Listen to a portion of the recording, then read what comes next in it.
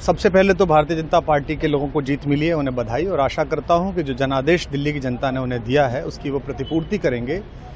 और वे सब आम आदमी पार्टी के लाखों करोड़ों कार्यकर्ता जो अन्ना आंदोलन से आए, जिनके बहुत ही निश्चल, निष्पाप और बड़े भारत की राजनीति को बदलने के सपने की हत्या एक निर्लज्ज, नीच, मित्रहंता, आत्ममुग्ध और चरित्रहीन व्यक्ति ने की, उसके प्रति तो क्या संवेदना। दिल्ली को उससे मुक्ति मिली। और मैं ये जानता हूं कि अब जो आम आदमी पार्टी में लोग बच गए थे सत्ता के लोभ में, लालच में, पदों के लिए, उस पैसे के चक्कर में, वे सब भी अब वापस जाएंगे, लौटेंगे, कुछ अपने व्यवसायों में लौटेंगे, कुछ पार्टियों में चले जाएंगे। और पतन यहाँ से प्रारंभ हुआ है उन लोगों का।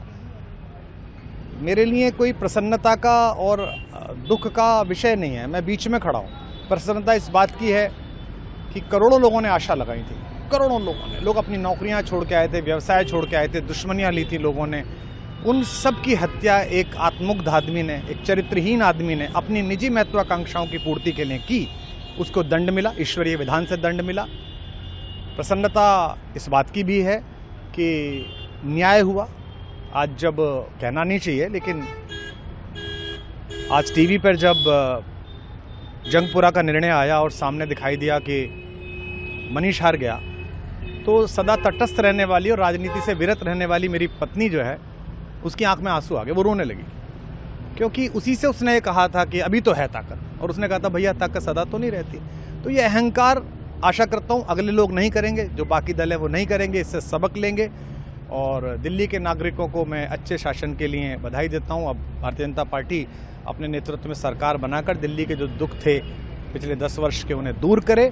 और आम आदमी पार्टी के समस्त कार्यकर्ताओं को कहता हूं कि आपने जिस किसी भी लोभ लालच में, सब कुछ जानते हुए एक ऐसे व्यक्ति के समर्थन में काम किया जिसने अपने मित्रों की पीठ में झुरा घोंपा, गुरु को धोखा दिया, अपने साथ कंधे से कंधा मिला के लड़ने वाली महिलाओं को अपने घर लाके पिटवाया, अपनी निजी सुख और साधन के लिए जनता का पैसा खर्च किया, अब उससे आशा लगानी छोड़ें, अब बाहर निकलें, अपना अपना जीवन देखें।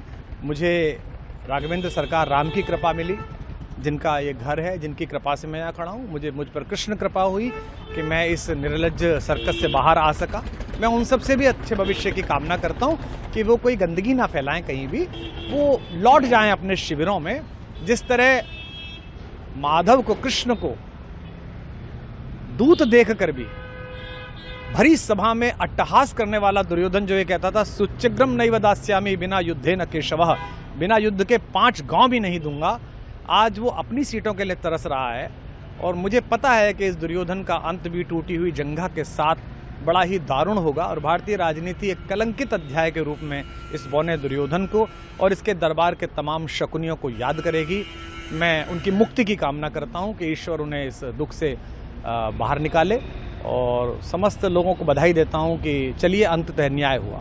सर, बात करें दिल्ली के चुनाव या यूपी के उपचुनाव मिल्कीपुर को लेकर, चुनाव आयोग पर तमाम तरह के आरोप लगाए जा रहे हैं। अखिलेश यादव ने कल कहा कि वहाँ उपचुनाव में मिल्कीपुर, ये राजनीतिक विषय है, इस पर मैं राजनीतिक कार्यकर्ता नहीं हूँ, तो इस पर मेरी टिप्पणी शोभनीय नहीं है। वो आपस में सब जाने। लेकिन दिल्ली के चुनावों को लेकर एक मिश्रित प्रतिक्रिया है। दुख है कि अन्ना आंदोलन से एक ऊर्जा जो पैदा हुई थी, जिससे देश में एक सकारात्मक बदलाव हो सकता था, एक वैकल्पिक राजनीति हो सकती थी, उसकी हत्या एक अहंकारी आदमी ने, एक आत्ममुग्ध और असुरक्षित आदमी ने कर दी। मैं आशा करता हूं कभी ना कभी भारत में ऐसा सूर्योदय किसी न किसी दल में अवश्य होगा, जो भारत को जहां पहुंचना है वहां पहुंचाने का मार्ग प्रशस्त करेगा। गर्मियों की छुट्टी होने वाली थी, मेरे पापा आने वाले थे, तो हम लोग सभी खुश थे। तो मैं बेड पे चढ़ के डांस कर रहा था, लेकिन वो पहले ही आ गए। फ्रीज।